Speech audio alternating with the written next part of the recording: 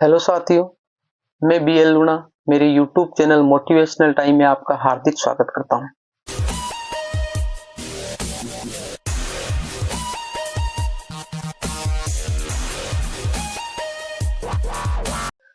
आज हम बात करेंगे जो अपने बच्चे हैं, उन बच्चों से हद से ज्यादा हमें उम्मीदें नहीं पालनी चाहिए, इसके बारे में हम बात करेंगे।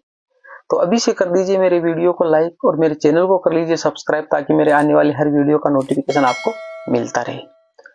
अब क्या होता है कि हम जो माँ बाप होते हैं, वो माँ बाप अपने बच्चों से हद से ज्यादा उम्मीदें पाल के रखते हैं। उम्मीदें को मतलब ये है कि जैसे वो उनको पढ़ाते हैं, तो पढ़ाने से क्या होता है कि उनके दिमाग में ये होता है कि जो काम हम नहीं कर पाए, यानी जो काम हम नहीं कर पाए वो अपने बच्चों से करवाए। जैसे मान लिया कि उनकी इच्छा थी कि मैं गवर्नमेंट जॉब में लगूं, अब वो गवर्नमेंट जॉब में प्राप्त नहीं कर सका, तो अब मेरे को लगता है कि मैंने जो कार्य नहीं किया है, अब वो मेरे से नहीं हुआ, वो मेरे बच्चों से करवाऊं। तो आप उसको अच्छे से पढ़ाते हो और उसको प्रेशर लगाते हो कि आपको ये करना है, वो करना है, ये डिग्रियां करनी है, वो करनी है, और उसको इतना मानसिक टेंशन से उसको भर देते हो कि बच्चा सोच ही नहीं पाता है कि मैं कोई प्राणी हूं या मशीन हूं। यानी तो इस प्रकार का प्रेशर उन पे मत दीजिए, यानी उसकी एक स्वतंत्र जिंदगी है और उसको अपने हिसाब से जीने दीजिए। हाँ, मानते हैं कि बच्चे उनको निगरानी में रखना जरूरी है, पर इतना भी निगरानी में नहीं कि उसको लगे कि भाई जैसे मैं शेर था और पिंजरे में बंद कर दिया गया। ऐसा उसको अनुभव नहीं होना चाहिए। यानी उसको एक स्वतंत्रता उसकी है, तो वो स्वतंत्रता उसकी बरकरार रहने दे। क्या होता है कि जितना ज्यादा, जैसे मान लिया कभी हम ऐसे हो जाता है कि जो हमारे जैसे पड़ोस वाला है, अब वो पड़ोस वाला बच्चा जैसे 10वीं क्लास पास कर लिए और उसको 11वीं में साइंस दिलवा दी घर वालों ने। अब उसके मान लिया कि 90 प्लस नंबर है या 95 प्लस नंबर है, तो घर वालों ने उसको साइंस दिलवा दिया और वो साइंस में अच्छे से कर रहा है, उसका दिमाग चल रहा है, अच्छी पकड़ है उसकी, ठीक है। अब हमारा बच्चा है वो 45% 40% से पास हो रहा है, और हम सोचते हैं कि वो भी जैसे 10वीं पास कर लेगा तो इसको हम साइंस दिलवा देंगे। तो भाई साइंस दिलवाने से कुछ नहीं होता, साइंस में वो करेगा क्या? भाई कुछ नहीं कर पाएगा। तो उसको जरूरी नहीं है कि भाई साइंस वाले वही अच्छे पदों पे जाते हैं। भाई ज्यादा जो सरकार को चलाने वाले होते हैं ना, वो जैसे एमएलए एमपी, वो तो सारे यही होते हैं आर्ट्स से निकले हुए, जिनके नीचे उन साइंस वालों को काम करना होता है। आईएएस आरएस सारे उनके नीचे काम करते। तो उसको खुला रहने दे, उसके हिसाब से उसको जो सब्जेक्ट में उसकी रुचि है, अगर उसको हिंदी पसंद है तो हिंदी दिलवाइए, उसको हिस्ट्री पसंद है तो हिस्ट्री दिलवाइए।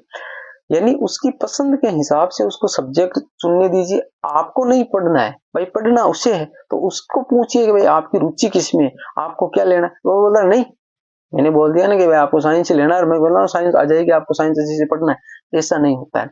यानी उसकी रुचि पूछिए। वो 10वीं पास करने के बाद में खुद में भी उसमें ये सोचने समझने की शक्ति विकसित हो जाती है उसकी, कि भाई उसको अब कौन सा सब्जेक्ट लेना चाहिए, किसमें उसकी रुचि है, तो वो रुचि अरुचि के बारे में समझने लग जाता है। तो उनकी रुचि को पूछ कर ही आप उसको सब्जेक्ट दिलवाइए। उसमें जितना वो बेटर करेगा उतना आप जो बताएगा उसमें वो नहीं कर पाएगा। तो अपने हिसाब से नहीं, उन बच्चों से ज्यादा आकांक्षाएं ना पाले। बच्चों को अपनी जिंदगी है वो अपने हिसाब से जीने दे, वो जैसा करना चाह रहे उसको वैसा करने दे। हाँ, अगर उसके कोई गलत लक्षण है या वो गलत कार्य कर रहे, तो वहां पर उसको समझाए, उसको टोकने की कोशिश करे। पर वो जो सब्जेक्ट का जहां मामला आता है, तो वो उनकी पसंद है ना, वो जरूरी है। उनको भाई देखिए कि उनकी रुचि किसके अंदर है, उसके हिसाब से उसको सब्जेक्ट को चुनने दे। क्योंकि आपके द्वारा बताई गई सब्जेक्ट में वो कुछ नहीं कर पाएंगे, आगे जाकर वो फेल हो जाएंगे। फिर हम कहेंगे हमारी इतने पैसे आपने बर्बाद कर दिए, हम आपको डॉक्टरी कोर्स करवाना चाहते थे, हम आपको वो इंजीनियरिंग करवाना चाहते थे, वो करवाना चाहते थे। यानी उसका कोई फायदा नहीं है, क्योंकि वो जो आप बता रहे हो वो सारे पैसे बर्बाद ही होने वाले हैं। क्योंकि भाई उनकी रुचि नहीं है, उसको समझ में ही नहीं आ रही है जो चीज वो बार बार आपको दिलवा रहे हो, तो वो गलत है। तो बच्चों से ज्यादा उम्मीदें ना पाले, बच्चों को अपने हिसाब से चलने दे। अपनी उनकी पर्सनल जिंदगी है तो उसको उसके हिसाब से जीने का हक भी है। तो ये छोटी सी एक सलाह थी जो हर माँ बाप को इस पे ध्यान देना चाहिए। तो ये वीडियो ज्यादा से ज्यादा आप शेयर करें और ज्यादा से ज्यादा इसको लाइक करें, तो हर माँ बाप की नजरों में आए और वो अपने बच्चों पर इस प्रकार का ध्यान दे सके।